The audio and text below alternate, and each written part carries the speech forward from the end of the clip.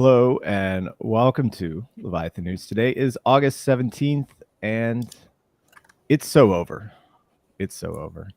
Volatility is back in the markets. Bitcoin is dropping like a rock, headed to zero. And we have on the Blockmates guys. Dan and Jedi are here to talk about what's happening on chain and why it's so different, why it feels so different from what's happening in the markets. So welcome. Thank you very much for having us. Super excited to be chatting with you fellas about all the on-chain degeneracy that is there, because sex trading is just boring. Well, not today. Markets are down around 1.5%, which is quite a change from the last month. We've been in this like just crab pattern. Looking at the Bitcoin price, it's the same price as it was, even with this little downturn that we have. It's the same price that it was back in March. So 3 months of really just going nowhere, and even worse for Ethereum as well too. Ethereum's back at the same price that it was at March, and really a very tight trading market during that time period, very low volatility.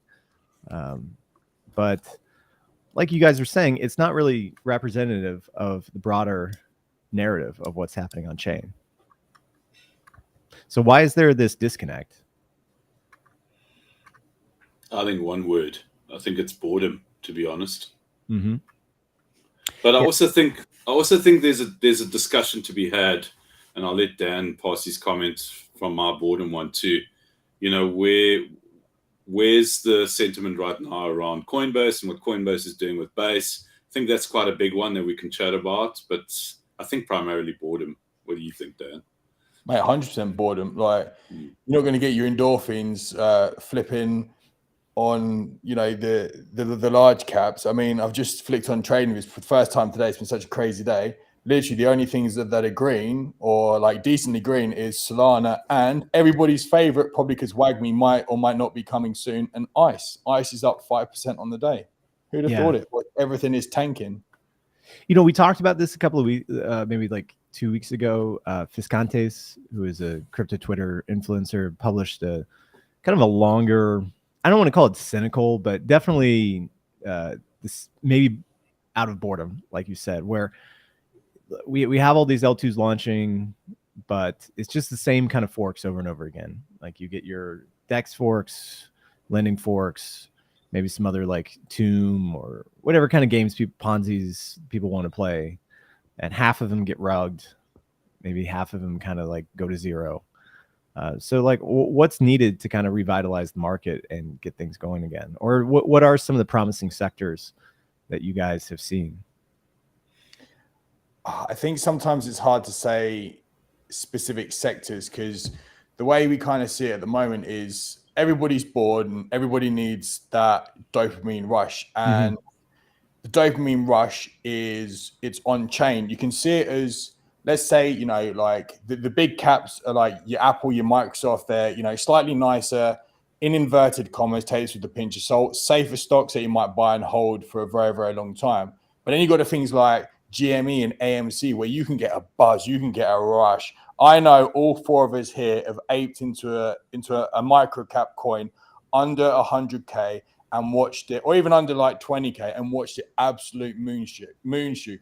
The adrenaline there is freaking uncontrollable and unstoppable. That is what people are looking for, and that is what people are getting from on-chain. Because when you really do break down, and this is just my opinion, I could be completely wrong here.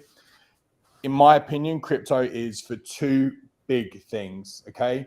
Number one is obviously cross-border payments, because you can send $100 million for less than a $5 from here to Argentina, right? It's also there for gambling and speculation, which is why right now GamFi is leading the way along with all of these bots, because they're making it easier for us to get a quick fix and a quick hit of dopamine when we make a trade, whether it's good or whether it's bad. And Jedi and I were actually going deep into this conversation a little bit earlier, because we were thinking, well, why is GamFi taking off now? Well, when you look back a year ago, and we were at Solana Breakpoint and we were talking to a few projects about it, they were on the right lines, but they didn't quite get it. And the biggest difference between what they were doing back then and what's happened now is they were trying to focus on normies. They weren't really focused on degenerates. Well, who's left in crypto right now? Well, it's us four plus the other guys in Blockmates and Leviathan, right? And obviously the five will be fun. Like, there's about 12 gambling against each other, right? The devs now that are running all of these projects like Unibot, like YOLO Polo, like Maestro, like you could say even like what RL Rollbit as well. They're on chain. They're people who have been deep in the trenches before at some stage, so they understand what we need. And I think that's where the products now are doing so much better. Plus, obviously, of course, you're getting all of the Twitter influencers and whatnot getting paid, you know, $250K a month. Not any of us though to shield the coin. You know, also these like rev share programs as well too. Yeah. But I'd see that's why, you know, those narratives are. And then you can think about like base. We were talking about this earlier. Like, I am so, you know, quietly bullish on bullish on Brian, because he's making a lot of the right decisions at the right times, releasing the right products into the right environment. Well, those are the ones that we kind of like see, right? Because 6 months ago, Coinbase, or maybe a little while longer, Coinbase launched their big NFT platform, which went nowhere, right? So in this cycle, they've been able to quietly launch Base and have it be initially successful from what it looks like. I still think there's a lot to go, but it seems like there are some opportunities on Base that you won't be able to have on Arbitrum or Optimism, simply because Coinbase will fully support it from a like exchange perspective. Like if you think about building like KYC environments or having these like the best bridge, right? Because the Base bridge is great, right? And going in and out of Coinbase, it's going to be fully supported. There's probably a lot of upside there that other networks would have to go and beg the centralized exchanges to build out for them. I mean, and then you also get that the perfect storm where Shibarium launches, they open up their yeah, we're all laughing, but I mean, obviously it sucks for those people who got caught. But I mean, for those of you who don't know, Shibarium launched last night my time, so I think it was early afternoon US time, and their bridge basically broke, and a whole lot of ETH got stuck on the bridge. They can't recover it. People essentially got rugged, and that was it. Rest in peace, Shibarium. Whereas Base, even though their bridge was kind of like a 7-day to leave, Synapse was all over it, and Synapse is up and running 3 days later. And I mean, Synapse is one of the most reliable bridges in the space, whether you like them or not. So, you know, you can get in and out, no problem. Whereas Shibarium is pretty much, you know, rest in peace, which doesn't really help Shibarium, but it does Base, because Base like, check guys, you can have fun, you can play, and you can come our way, and you're not going to land up losing your ETH on the way in. Could you even speculate that Base, that DeFi on Base in the next bull run will rival Ethereum? You reckon? You're putting your money on that? I'm gonna say yeah. I'm gonna say yeah, and I'm gonna say it quite confidently. I think it will rival Ethereum, purely because Coinbase has got such a fat stack of Ethereum that if you're an LSDFi or an LAPDFi or LPDFi or whatever, and you're not already considering going to Base, then you should probably start considering it, in my opinion. Yeah. I think they're going to be cooking up something big for it. Mm-hmm. Makes sense. Yeah. I mean, we'll see how it plays out over the next few months. I know with the Shibarium thing, I checked this morning, it was up to like 1.8 million now. It's unclear based on reports whether that's going to be just locked forever. If so, then ultrasound money. Hey. Like Ethereum proves its worth again as the best deflationary currency in the world. Yeah. If not, then I'm sure the Shibarium guys will get it all sorted out. Well, I hope so. I mean, I think it's a fun thing, but it's never cool when people lose money. I mean, we can kind of smile about it and joke about it, but it's kind of like you transferring even 2 ETH. I mean, a lot of the DJs don't have much. They really are relying on those plays, you know, those 100Xs. And we don't realize how many of them there are. I mean, all you got to do is go and watch the price action on a lot of these coins, and you'll see guys are putting in like 30, 40 bucks, 20 bucks. It's a lot of money for some people. Someone who moves 1 ETH across a bridge and loses it, trust me, they feel it. And you don't really need that kind of shit in the space.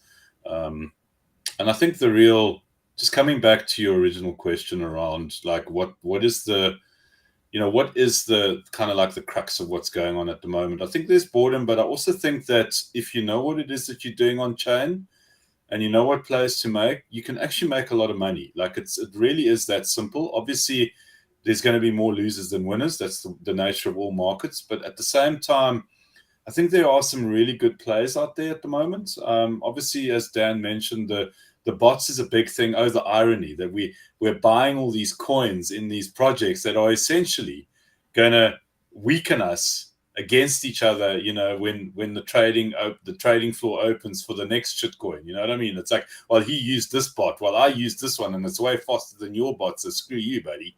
Yeah. And that's what the space really is evolving, right? So we had institutions and maybe bigger players who were running these bots. Now you and I can run them. And now we can compete against each other. And I just find it to be fascinating that, we're effectively supporting the next chapter of this movement. Where does it get us? How does it work out? Maybe it's going to become more efficient. Maybe pricing will be a lot tighter. Maybe slippages will be a lot less. Maybe it will just land up being a really positive thing for the space.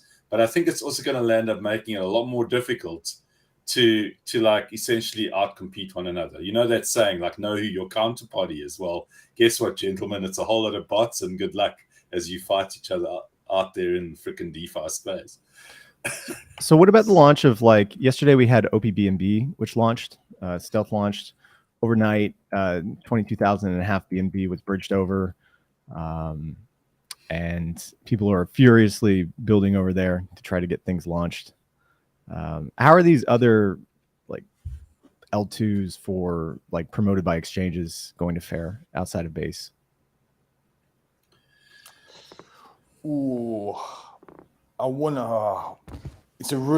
stuck between like a hard rock and a thing with OP and BNB, because the way it's been pitched, and you might see it, it's like it's the battle of the bullies, right? So you've got Bull Brian and Bull CZ.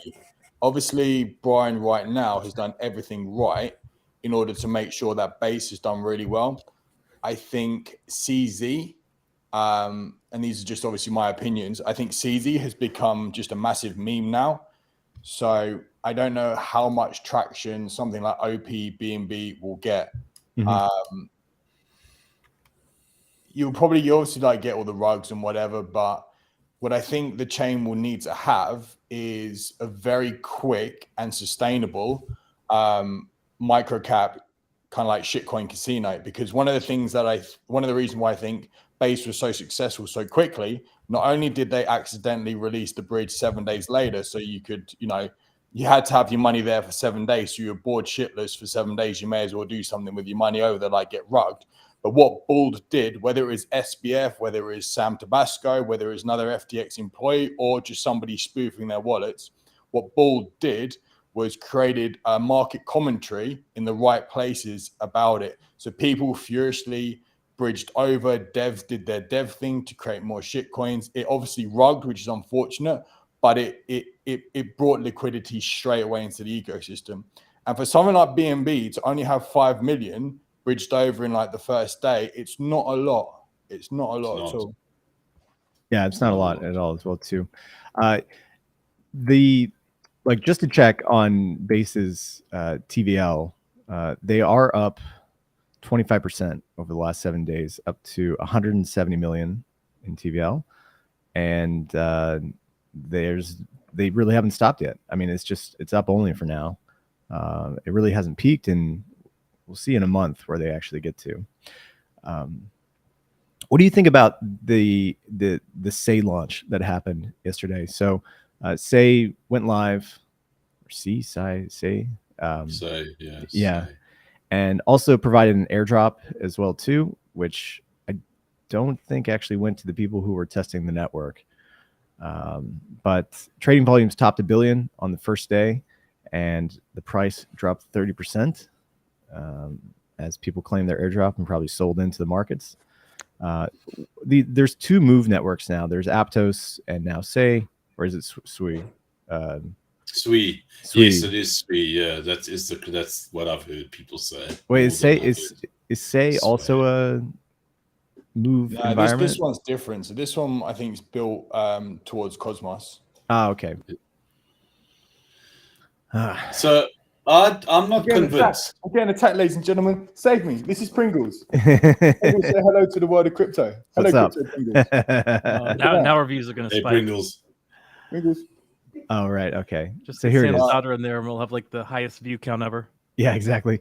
So Sei is a layer 1 blockchain built on Cosmos, specialized for high frequency trading applications, which offers faster transaction speed than the likes of Solana. I think I've heard this narrative once or twice before. And obviously they've got Jump Crypto, Multicoin, Flow, and a bunch of other large firms on there that usually make the rounds. Yeah, I mean, You know what this? You know what? My thoughts around this is that this is merely a foundational. It's setting the foundation for what could be in the future, as opposed to trying to capitalize on the now and the next 6 months. This is a long-term play, like all the other ecosystems. I mean, all other ecosystems are relying on setting up shop, getting all the bugs out, getting it to run as efficiently as possible. And that's why it kind of like, for me, it's like a little bit bearish, because we don't need more fragmentation of liquidity, even though they're not really going to. Maybe they will, I don't know, but I don't really see them competing with someone like Arbitrum at the moment. But what it does is that you still do have a certain degree or a certain amount of liquidity that's going to exit other ecosystems. And I don't think it does protocols any favors that are doing business on other ecosystems, whether it's ETH Mainnet or Arbitrum, it doesn't matter. The point is that fragmentation of liquidity is a real problem. And until we are in the norm of, products like Layer Zero that can move liquidity around effortlessly, and, where it becomes kind of like, where you don't even realize it, right? So that's the assumption, is that we will be in a space probably not too long to go where we won't even realize what chain we're on, because of the efficiency of messaging across chain and the rest of it. But we're not there yet, and I think fragmentation of liquidity is a negative thing and a negative outcome in general, because of slippage, because of efficiency and all that kind of stuff. So if someone was coming to you and saying they wanted to get into crypto right now while we're like at the bottom of the market, would you advise them just to like invest in like Bitcoin and Ethereum and walk away? Or would you suggest that they go on to one of these kind of new emerging chains and hope to catch like, huge outsized gains from being first on some new chain? I think first of all, that's a really good question. There's many facets to the whole thing, but I think the right answer, in my opinion, is that you got to educate yourself like you would with anything else, right? So it doesn't matter whether you're going to start fly fishing, or whether you're going to go surfing, or whether you're going to mountain climb, or it just doesn't matter. You got to do the work before you can go and play the game. And I think the biggest mistake that people make in this space, even the guys that have been around for ages, is that they think it's like this path to least resistance. The path to least resistance for me to make money. As soon as you start thinking around those kind of like those levels, that's when you land up digging a hole for yourself. I think the most important thing you can do right now is to look at primarily Ethereum, maybe Bitcoin, but I think Ethereum is like and I'm by no stretch of the imagination am I an Ethereum maxi. In fact, I'm more of a Bitcoin maxi on a philosophical level in many ways than I am an Ethereum maxi. But I think that Ethereum is like a really good basis for which you can get a 5x. You might even land up getting a 10x from here. It really is possible. Whereas something like Bitcoin, it's really going to take, I think, a lot more time and a lot more momentum for it to get to those kind of numbers. So I think from an investment perspective, Ethereum is a no-brainer for me. And there's probably like, a couple of the majors that would make for like really good and decent long-term investments. That's something that you would have to discern through the work that you need to put in from a research perspective. What does the research entail? Podcasts, just read the basics and just immerse yourself in the space. That would be my advice. Do you guys want to know a secret? Do you want to know the secret to the simplest crypto portfolio out there? Do you want to know? What is it? It's a 3-coin portfolio. Number 1, Bitcoin. Number 2, Ethereum. Number 3, your favorite dog coin. That's it. Oh, I thought you were going to say USDC, and then we could just flow right into curve maximalism with a tri-crypto pair. That's also an option. Absolutely. Yeah. Yes. Yeah. I reckon like in terms of CRV right now, it's probably one of the most obvious plays for the future. It's like really is. It's not going anywhere. It's entrenched. It's pretty much bulletproof. It's proven itself, especially over the last month. We've seen the value that it holds just on sentiment alone. Yeah, absolutely. So Sam, good call. If I could offer a counterpoint, though, Mitch is not homeless. So until he's homeless, yes, and he's not homeless. Yeah, exactly. He dodged those bullets, and it seems like he knew what he was doing as well. So, yeah, I think there's some good players out there. I mean, we could argue that we are at the bottom on pretty much 95% of stuff at the moment. So is it gaming though? Like most of the, like if I've talked to a few ecosystem like grant funders, like you go to like talk to the Avalanche people or Solana as well too, or some other people, right? They're all super bullish on games. And, we had kind of this emerging GameFi ecosystem that was really marketed well at the top of the bull. Companies like Star Atlas raised tens of millions of dollars. Oh, fortunately, Star Atlas got rugged during the FTX debacle, lost $60 million and had to downsize recently. But, they were on the forefront of producing these huge open world games that people could come in and have this decentralized economy in. Like, is this really the next wave? Like, are we looking at gaming as the kind of the next narrative, right? Because like how much more adoption can stablecoins get if we've already had them for a couple of years now? I mean, I understand it can always keep growing, but we're talking about this like exponential growth of bringing new users in to the crypto economy. I know that Dan's got some pretty strong opinions on this one, so I'll let him go first. Okay, so keep in mind my background as a gamer. I played a lot of RuneScape. I played a lot of World of Warcraft. I played a shed ton of Call of Duty, Battlefield, and Halo. So I do feel like I can speak on like the topic of GameFi really well. And just going to your point of like, is GameFi going to be the next narrative? Probably. Reason why? The coins are down over like 96%. Now, there's probably a lot of people out there who have lost a lot of money that want to pump their coins. When you're looking at it from a game point of view, a game might be built on blockchain technology. Fantastic. Does it need a coin? No. Do I need? I was really bullish on NFTs for video games at one point, but I'm like, well, I don't really need them. I mean, it'd be great to go and kill the Lich King in World of Warcraft and get like an NFT set, but it's not really needed because I've already got the armor, right? I don't need some kind of like contract or, digital ownership and identity because I own that. It's on my account. There's a massive argument like, crypto gaming gives you ownership of I already own the account. Yeah, but I would just say about creating an economy. I mean, like one point that I would bring up is that you look at a game like EVE Online, which if it was probably made today, they'd probably try to make it into some sort of blockchain economy, right? I don't know when was this published. This was I don't have a date for this, but at the time they estimated that the GDP of EVE was $7.5 million, according to the company's chief economist, Dr. Jigel for Gudmundsson. Oh, well done. I played EVE Online. I've still got three. I still have 3 accounts that are probably worth a small fortune. I've won 3 Alliance tournaments. So what's interesting about EVE Online is that it's actually a sandbox game. There's only one server. And they talk about the butterfly effect, where pretty much everything in the game is made by players. All resources are mined. And I think that, just to come back to what Dan was saying, I don't agree with Dan completely. I think there are aspects of Dan's argument that are correct, but what I disagree with is that one of the fundamental problems with gaming, and especially MMOs, massively multiplayer online role-playing games, is that you don't actually own that account. There's a whole thing around real money trading. RMT is forbidden. It's not allowed.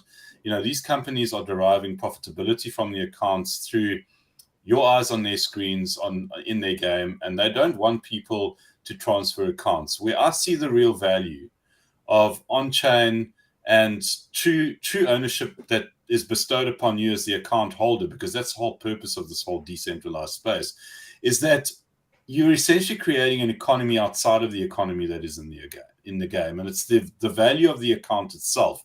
And I don't think anyone's managed to get it right up until now. I think the real test of this thing is going to be, how do we prescribe value in the game, outside of the game? Are they tied?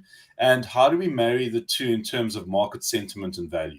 Mm-hmm. And until we get to that point, it's just going to be more of the same, where it doesn't really matter whether it's on the blockchain or not, guys. It's like, and I think that's where the bridge needs to happen. I think there's if you look at someone like Immutable at the moment, Immutable is a really interesting company. They've just done a deal with Polygon, and it just looks like they might have the right idea around models and ownership and economies that might land up playing out into the future. And it's something that I've only recently discovered.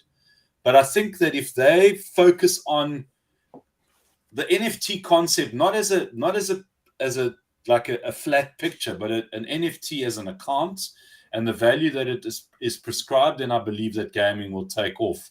And coming back to your question, is GameFi that kind of like the gateway drug into crypto? I still believe that it is. I think it really is.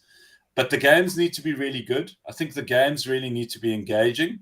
What makes EVE Online, in my opinion, one of the greats, and not just because I've played it, but it really is about this whole community-driven thing. And we all know in this room that if you want success in the crypto space, build a community, build a cult. If you get that right, success will follow you. Yeah. So you say that most of these don't need their own coin or token, but do they need their own, each game, do they need their own L2? No. Well, hold on. Let me just stop first. I think that's a really good question. I think they probably do. Why not? I mean, if you are entering into a sandbox environment where you don't want to have, like, look at World of Warcraft. In my opinion, the biggest fault, and even EverQuest, even RuneScape, all these games, it's all about shards. I mean, the whole idea of shards came from Ultima Online, where they had like 15 servers, I think it was, and there's a great story behind it, but they couldn't house 20,000 players on one server. So they said, let's just put 2,000 players on 10 servers because it's easier for us to manage. Mm-hmm. Whereas the real value is scalability. So obviously an L2 that can scale, and you can put 100,000 players in one game, and then you've got a real freaking game, guys. Then it gets interesting. Yeah. So yes, an L2 for a game, why the hell not? I think that's where blockchain can really can help gaming, but I don't think you need like 3 or 4 different coins or whatever. I understand what you're commenting about the real world trading, Jedi, but when you look at in-game economies, like the degenerates on RuneScape and World of Warcraft, they built their own. Like you had all these devs in like let's say some of the other games of past. They tried to create an economy and it failed. It just became like money grabbers and people getting wrecked. You should never play a game and financially get wrecked. Yes. It doesn't make sense. Like you play a game for fun. Like to play a game and lose like 20 grand or whatever people lost because of a token and an in-game economy that doesn't work, it is just ludicrous. Absolutely ludicrous. I agree. Well, I do want to bring up in that video game economics paper that I was just showing about EVE Online, right?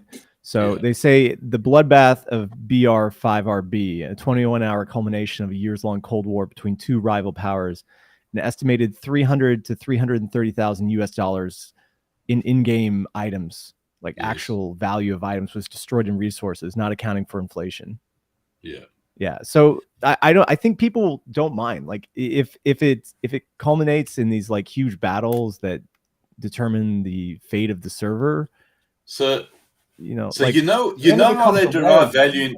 You know how they derive value in EVE Online? This is fascinating. You guys are going to love this. What the developers have done is that at one point in the historic, so EVE Online is like 15 years old now, right? But if you log into the game, it's probably one of the most exquisite games you'll ever see. It was built on Python. They've really updated it. I was logged in 2 days ago. It's fucking awesome, guys. It's a beautiful game. Their value is prescribed around the sale of game time for ISK. So interstellar credits is what the local current, well, not the, it's actually the currency in Finland. They often, Reykjavik is Finland, hey? Iceland. So yeah, so they're Iceland based. They're in Iceland, but they were a family business that started, and then one of these big producers bought them, and they basically named the in-game economy after the local currency in Iceland. So it's ISK is the currency. And the value that is prescribed, the $330,000 that's been prescribed there, is basically translating the value of ISK in game time. So it's called Plex, Plex. So 30 days of Plex costs 2.5 billion ISK. And then that gets translated in the value of those spaceships. So Titans would probably cost around $2,000 a pop. And that battle I know about, I know good mates of mine that were involved. There was a lot of ships destroyed to the value of 330 grand.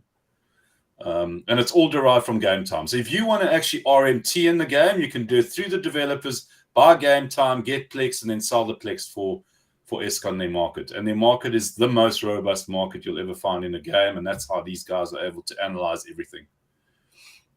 Yeah, they have. They actually have like we said. There's like chief economists. They have a whole team of economists that take a look at like the price of ISK, the inflation across the economy, what resources are being priced at. Yeah, and they've got 15 years of economic data to back up how to manage their game now. It's incredible. It's a sick game. I mean, it's such a rad game. In my opinion, it's the best MMO that's ever been made. But the learning curve on that thing, it's like there's like graphical depictions of like a vertical cliff and then people falling off it, before they can actually get into the game itself. I mean, they've made it easier. It's a lot easier to play, but back when it started, it was impossible. And you're flying with the Z axis. It's not like other games where you got the X and Y axis. You got the Z axis to consider. It's a mind job, that game. But yes, I think it's a really good example in terms of like value prescribed in game into the real world, and then how do you translate that, within the blockchain context, because that's what GameFi tried to do, and how I think they failed in its very essence. I think like DeFi Kingdoms had a really good run, but imagine if they hadn't relied so much on Joule and they actually just focused on the game. I think it would have been a really successful game, and it'd probably be played by 5 times the amount of people that are playing it today. Or like the Axie Infinity run that happened as well too. So like today there was a story that the Philippine National Police believe that the play to earn schemes are riskier than investing in crypto because you're actually losing your time and not just your money. Axie probably is the poster boy for all of this, right? Where for failure. Yes. Yeah, like half the Philippine economy switched over to playing Axie at one time. I'm being like facetious or hyperbolic in the amount of like players I'm saying, but actually a lot of people came in and started playing from the Philippines, where they could make like $5 to $10 a day.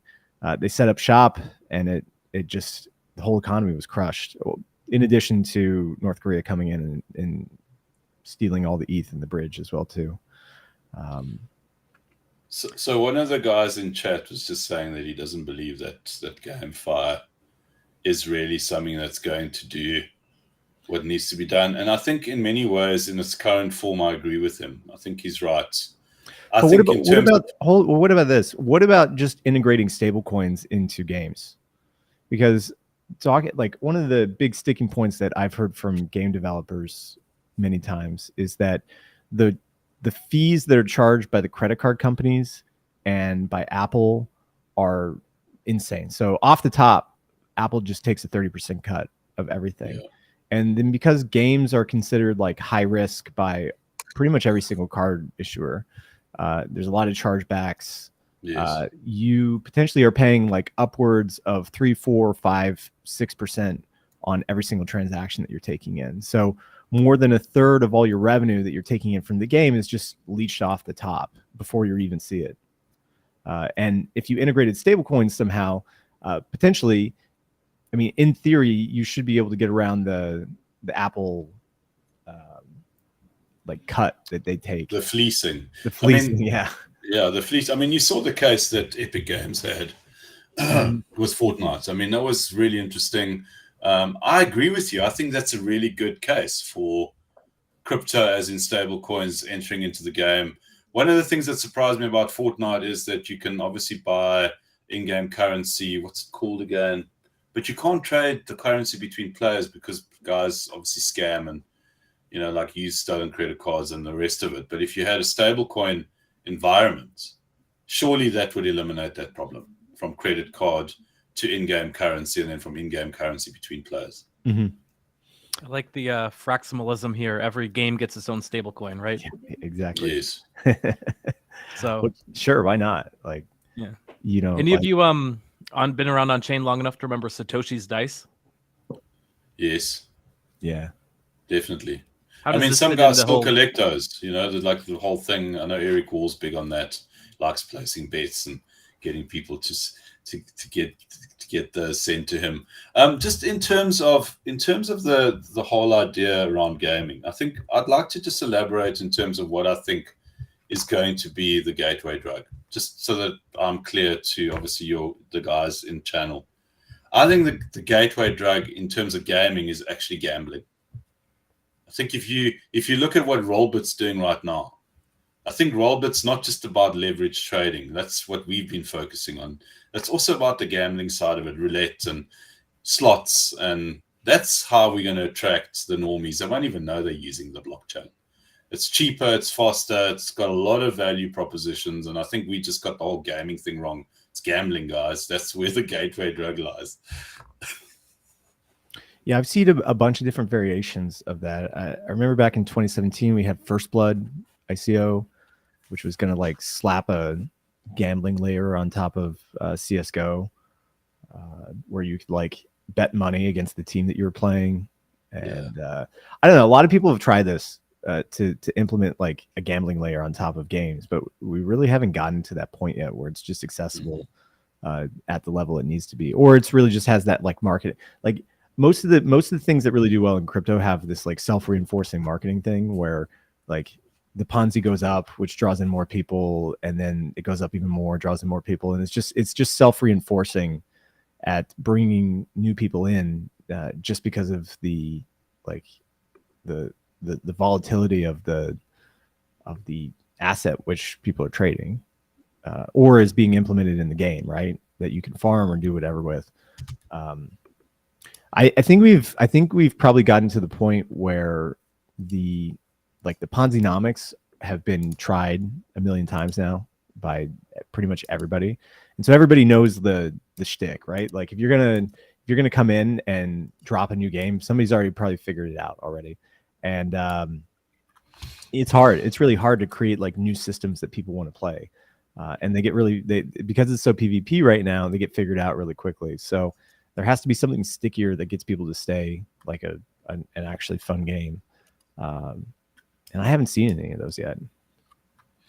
I was going to ask the question, we lost Dan. I was going to ask you guys the question, what your thoughts were, you know, in terms of like what we experienced in the last bull market and what still remains. What do you think we can expect in terms of like, you know, ideas around innovation? I mean, do you think that have you seen stuff? I mean, you guys are speaking to guys every day, as are we.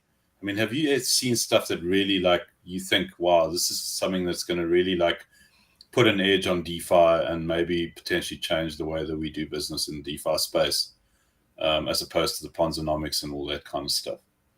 Yeah, but it requires like regulatory approval, and without the feds saying that you can have decent banking rails, and that we have at least some laws around stable coins, or company formation or like anything that has to do with, you know, securities laws and everything, like, because there's such a gray area across the entire industry right now, like, I don't think it really matters how good of a product people are building.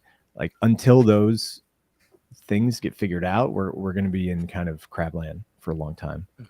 So in my humble opinion, like, this bear market has been phenomenal for innovation. Like, we saw Frax V3 has been coming out. It's like super innovative, Curve USD, like all these amazing developments, like across like you know, Ethereum and all the side chains. I'm super not looking forward to the bull market though, because we're gonna see at some point, maybe in my lifetime, like another like 90-day cycle where it just goes up, up, up. And the innovation when like everyone's actually flooding in the space is all so stupid. Well, right? Like, it's debatable. There was a lot of good things that came out in the last cycle. You know, I think that, you know, the bigger projects take years to get going, right? And a lot of the things that we're seeing now were funded back in 2020, right? Like, Solana was funded originally in 2017, 2018, right? And it debuted like at the perfect time to catch the wave. So it's really just cycles. Like, everything that's going to be big in like 25, 26 is just getting funded now, and they're going to have like a 1 to 2 year building cycle. So it just takes time, and I think like that's why things like are getting built now are just like getting themselves positioned to capitalize off this next bull run. But then like in these bull runs, like there's no or very little oxygen for these things because people are just like aping into whatever's offering 10,000% APYs. No, that's not true. No, that's not true. Like, I think it's just that it's very difficult to predict the next narratives, right? Like the exact next narratives. I think you can position yourself by thinking about like what could be big, right? But it's hard to say. Like, you know, back in 2017, can anybody have predicted the like alt L1 rally that we went on for months and months and months, that Solana would do like go from like $1 to $200 in the space of a year? No, I don't think so. And then the total and utter collapse of like pretty much every alt L1 chain other than Ethereum, and then the move to L2s, right? Like, nobody would have seen that back in like 3-4 years ago. You know, these narratives, the market forces drive the narratives, and they take time to shift. And you know, the best thing you can do is just try to position yourself and think forward about what could be big, and hope you get a couple of winners. So I think you're both right. I think Curve Cap, you are correct. There is that scenario where the oxygen does get sucked out of the room, and Sam definitely right, because we've gone so far in this journey. Like you're right. I mean, you look at 2017 and it was all ICOs, and it was actually so like one-dimensional. It really was silly when you think about it. It was like there was nothing there. And now you look at it and it's like we've got stable coins, we've got borrowing and lending, we've got yields, that's fucking insane, man. Like, the context of that is just mind-blowing. Well, let me get your opinion actually on something. Like, where would we be if SBF had been a good actor and not a piece of shit fraud? Like, where would we be in the market? I think we'd be in a much better place than where we are right now, without a shadow of a doubt. We probably find that if he was genuine around, so the big thing, the big enchilada that you presented here was regulation. He was supposed to be the guy that was going to sit down and actually be the go-between and be a voice for the voice of reason for crypto. But obviously that wasn't the case. But imagine if he was, and he was a good actor, we'd probably be like a lot further than we would be from a regulatory perspective, because particularly for the US, which is the world leader, we need that. You know, even though it's easy for us to say, well, the US, screw the US, we actually do need the US, irrespective of whether I live in South Africa or Australia or freaking Papua New Guinea. It's irrelevant. The point is, we need you guys. Without you, we can't build the ship and go. And he was like a big part of that, and it's now not happening. We probably lost 2 years, I think, easily. Yeah. This is what life would have looked like. It had Sam not rugged assault. the Citadel, there it is, guys. Yeah. But you're right. We probably would have been in a much better place. Like, politically, it probably wouldn't be as so distasteful on the left for people to engage with crypto. Like, obviously it was happening. Sam was leading that charge. We may not have liked the endpoint that it got to, because he was working, you know, his intentions towards promoting FTX and kind of shutting everything else down. But who knows? I mean, it who knows? We've just had like this massive conflagration of Celsius and Terra and Genesis and FTX and Three Arrows Capital, and just a laundry list of what turned out to be the worst actors in the space, just all washed out within the space of 18 months, and billions of dollars of capital destroyed, gone forever. And I think the people who might have been interested at the time, because like a lot of boomers who came in during that time period were saying like, oh my God, like look at these rates, like rates that the Fed is providing are like 0, 1%. I'm getting 10%. I'm 1.5% on a 10-year treasury. Like I can come to crypto, and with stable coins, I can make 20%. I'm making 20% APY, maybe even more, right? Markets going up as well too. There was this time period on the centralized exchanges where the funding rates for Bitcoin were like 30% APY in the peak of the upwards part of the bull market. It was insane. And so I think like once that evaporated, once all the yields kind of dried up, and people were scared off, they lost a lot of money. It takes time. There's got to be a lot of narrative shifting to get those people back. Everybody's wrecked. It's not just that like GameFi is wrecked or Alt L1's wrecked. It's like everyone is wrecked. Like the only people who are like coming out of this with any sort of like goodwill are like the new projects that weren't around in the last cycle. So like Arbitrum, Optimism,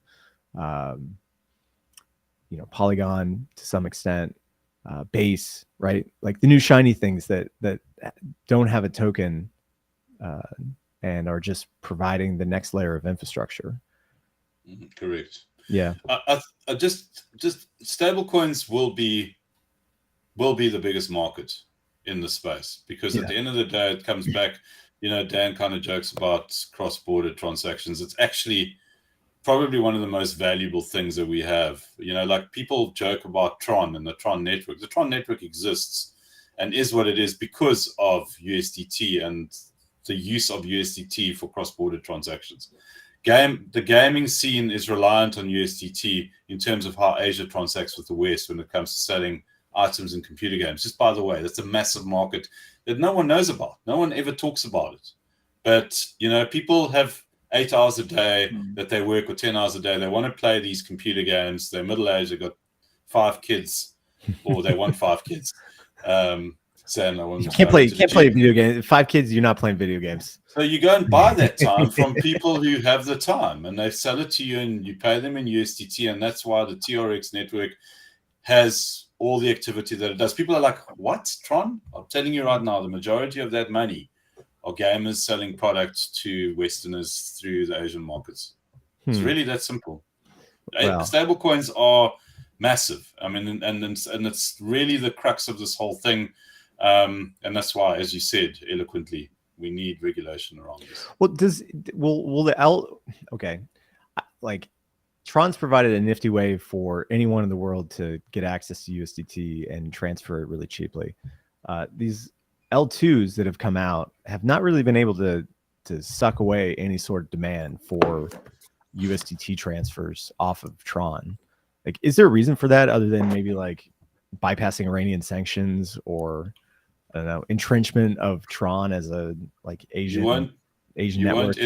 You won't ever pay more than $1 to transact, to send money, no matter if it's $10 or whether it's $100 million. You just don't pay more than $1 to send USDT on the Tron network.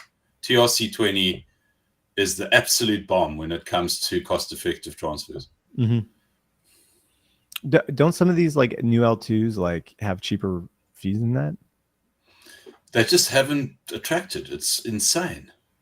I don't know why. You're right. It's like they could be like a fraction. They could be like 10 cents. People are like, well, it works. We don't have to change.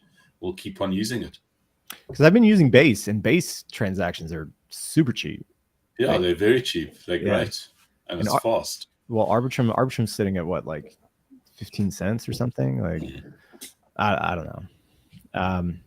Yeah, but you've seen this kind of malaise across the entire market. I mean, like GMX was the poster boy for the last quarter, right? So Q1, and they've kind of filled out, and their rates, like their rates that they're paying out on GLP have dropped to like 3-4%. It's gotten crushed. I guess as the money's flowed in. I mean, they have $850 million worth of assets sitting in that contract, and without volatility, which we haven't had, no one's going to get paid. So maybe we just need volatility to come back in the market. We need to dump down to, 1,200 again, to 20,000, 18,000 on Bitcoin, get everybody riled up into the world stuff, and then we can wash out and get out of these crab markets. Do you think we need another washout? No. I don't think so either. No. I think we've had sufficient pain, to be honest. I mean, I have said that you the bear 90% market down. Yeah, we're 90% down. Actually, more. I mean, if you bought Hex, you're 98% down. Yeah. Like, if you bought Star Atlas, you're like 99.95% down. It's almost to zero. I mean, Star Atlas is effectively having a slow rug right now. That's my opinion on the matter. I read quite an interesting thread.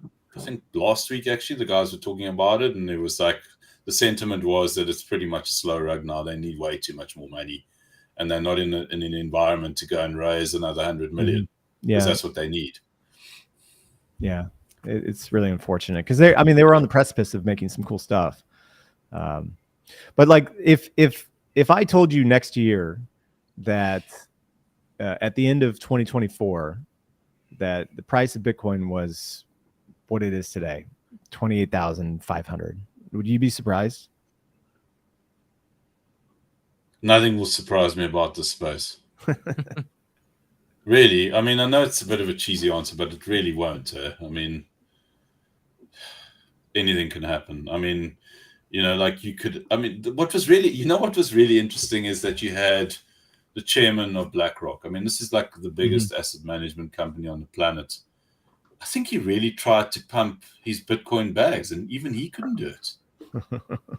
Mate, whereas if Saylor and Larry Fink combined can't pump Bitcoin sustainably above 30K, 32K, we are doom and gloom. We're boogered, ladies and gentlemen. Absolutely boogered. You've got two of the biggest, apart from Jedi, Bitcoin maximalists trying to do everything they can to do it. Like even we had the London-based London-based asset management firm finally released and launched the first spot Bitcoin ETF over in Amsterdam. Nothing happened. The market didn't give a shit. Like literally, the price of Bitcoin did nothing. And so if it's the banking rails. Another year, probably. Yeah, it's the banking rails. Like Silvergate gone, Silicon Valley Bank gone. Gone. Yeah. I mean, what reason is there for example, what's the reason for my mum and dad to get into crypto? Apart from me to dump my bags on them, absolutely nothing. Like they can go get like a better savings rate down Lloyd's or in HSBC or something.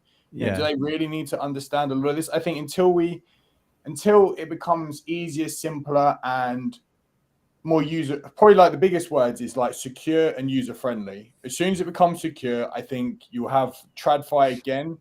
Maybe not so much aping in, but they might start pumping it a little bit more in the media.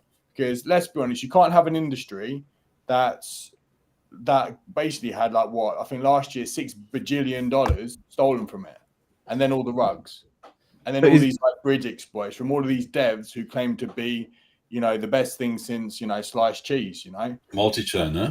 Yeah, exactly. You can't have so much in an industry that's technological. You can't have all these like security fuck ups. Basically, excuse the French, but it's the simplest way to put it.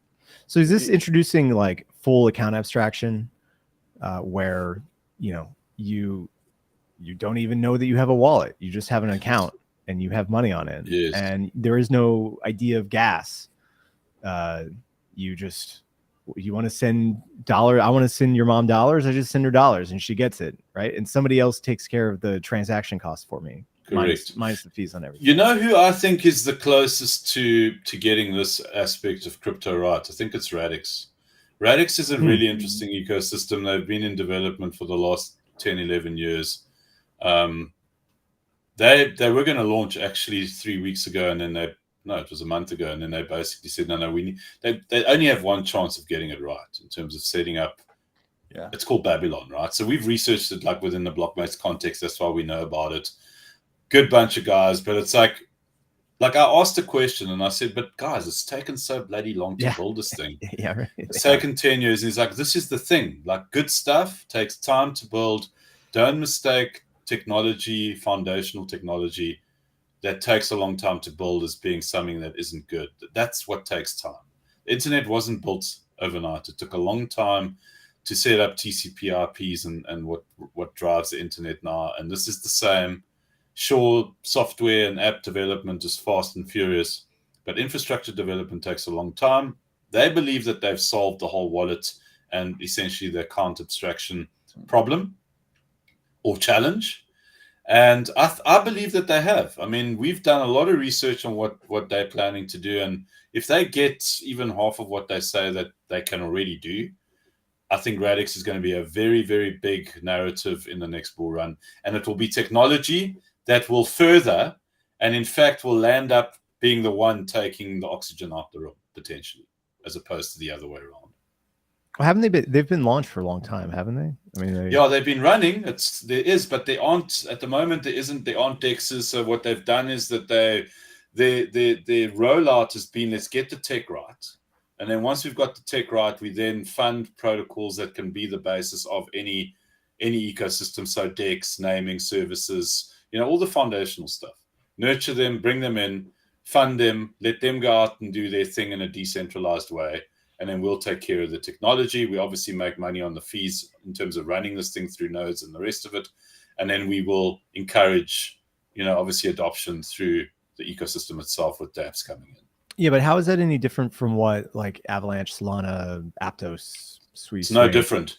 It's no different. The only difference is that it's technology that allows for you to scale in a way more efficient way. Like their scalability, it's around the concept of shards. So you're not actually creating a continuation that relies on the connection before or after it. It's actually an isolated entity that almost communicates. So if you've got something that's running, it's so difficult to like explain, because it's almost like it's like a jigsaw puzzle, and the jigsaw puzzle is connected as isolated entities that communicate with one another through a messaging system, very much the way that Layer 0 does. It's like, I'm really using a bad example. If Dan Hughes heard me try and explain this in this way, it'd probably hit me, but it's pretty much along those lines in terms of like simplifying it. Like they solve the scalability problem. You won't have issues with gas. They've tested it. They've done huge loads on it, and it just doesn't affect it because of the scalability and the sharding effect that they've got going. Probably the TLDR on Radix is keep it on your watch list and add them on Twitter and just watch what they do. That's probably like the simplest way to do it. Yeah, but if I'm like looking at this and hoping for also on like Solana as well too, right? Like it's an L1. This is an L1. This is its own thing. Yeah, so Solana is too. So you know what Layer 0 is just integrated with Radix as well. They announced it 2 weeks ago.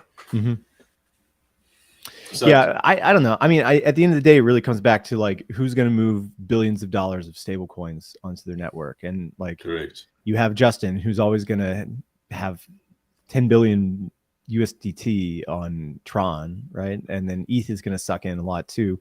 But like looking at stablecoin issuance on these, even the alt L1s like Solana, and well, obviously Solana got like shafted by FTX, but Avalanche and the other ones, now Phantom, who got completely rugged with multi-chain. With multi-chain.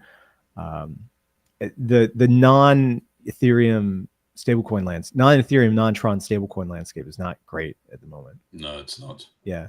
So I don't know. I mean, if Radix had a plan to bring in $1 billion worth of stables, maybe $10 billion worth of stables, and then it would be interesting.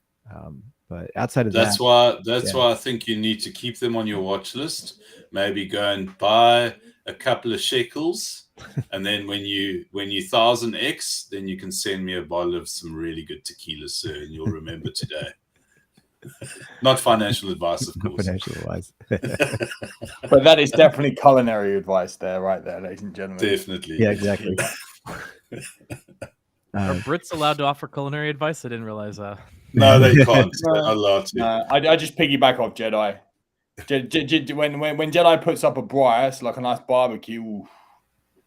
Yeah. I think you know what from an innovation perspective, I think what's really interesting from a DeFi perspective is efficiency around everything. Like whether you're lending or borrowing, whether you're issuing stable coins, like obviously, you know, from all the kind of like the decentralized players, Frax, and you know, all other company included. It's like, in my opinion, like the real like cool stuff is how do you do it efficiently, and how do you like make it so that liquidity actually works, you know, so you don't land up having, at the moment, there's a whole lot of this capital that's sitting around. It's not really doing anything. Imagine if there were mechanisms that would allow for us to be able to utilize that liquidity in the interest of those that own it, but also in the interest of those that want to trade or want to do stuff on chain. And I don't think we're anywhere near that yet. You know, whether it's cross chain, it doesn't matter. The point is that we need to get there, because what the fuck is the point of what we're doing right now if we can't? And I think the next wave of innovation is going to be about that. And it will be really interesting to see how it plays out. I mean, one of my really, like, what I'm really bullish on is Tapioca DAO and what they've got planned. I think Tapioca really does something that's I think they're very ambitious with what it is that they want to do. They've proven that they can. Testnet shows they can. But that's cross-chain, layer zero, liquidity, borrowing, lending, and stablecoin issuance. If they get that right, even if they get 10% of what it is that they're aspiring to do, that will be a huge shift for everyone, because it will really set the bar, I believe, especially for CRV and try crypto. Because now you'll be like, we can deploy liquidity everywhere. We don't have to rely on these pools that are sitting in one place. We can actually do it everywhere at any given point in time. And that's a game changer. Yeah, well, I think we're getting close to wrapping up. Did you guys have any last points that you wanted to get into? I've been ranting nonstop. I think I've made sense. What's going on? So for those of us who don't know, where should people look to find you? Our Twitter names are what you see below our names here. So Dan Blocmates, Jedi Blocmates, Blocmates.com. We've got Blocmates.com, as in Blocmates.com, the word, is the main Twitter account that Grant is primarily on. There's quite a few of us. There's Mark Blocmates, but we've got a Discord. If you want to get into our Discord, just go and check on my profile on Twitter. Yeah, come visit. Very much DeFi orientated, very much around what we spoke about today. And we write long form articles. We're here to educate, we're here to have fun, and we don't take things too seriously most of the time. I guess last question. When Bitcoin goes to zero in this cycle, what are you guys going to do? We fucked. I mean, if it goes to zero. Literally, like, I had this conversation the other day, so I was like, how would you even sum up the last few years you've had in crypto to an actual employer where you've got to sit there in a suit and a tie and you can't wear a snapback because you've got to wear like a little dicky bow or whatever? How would you sum that up? I'm buggered. Bitcoin can never go to zero. No, I hope it never does. I hope we carry on with what it is that we're doing now. Yeah. I haven't had this much fun ever in my life, and I'm definitely one of the oldest in the room most of the time. So, and I've done some pretty cool stuff in my life, but this is definitely topping it. Even when the rugs kick in. You go be open your own tequila distillery. Yeah. Yeah. Well, thanks so much for coming on, Dan, Jedi. Happy to have you. Awesome. Thanks for having us. Thanks for letting us rant and be ourselves. Appreciate it. Appreciate the cool vibes that you guys have here. It's real, and keep it up, guys. Really appreciate it. Oh, it's all thanks to Gerrit, who makes everything happen here at Leviathan News. And we will be back tomorrow for the penultimate. Wait, no, this is the penultimate for the last episode of the week tomorrow, Friday. Hopefully it's good. We got some news happening. And hopefully the markets haven't dropped another 10%. So We'll see you guys, and we'll be back. Take it easy, guys. Thank you.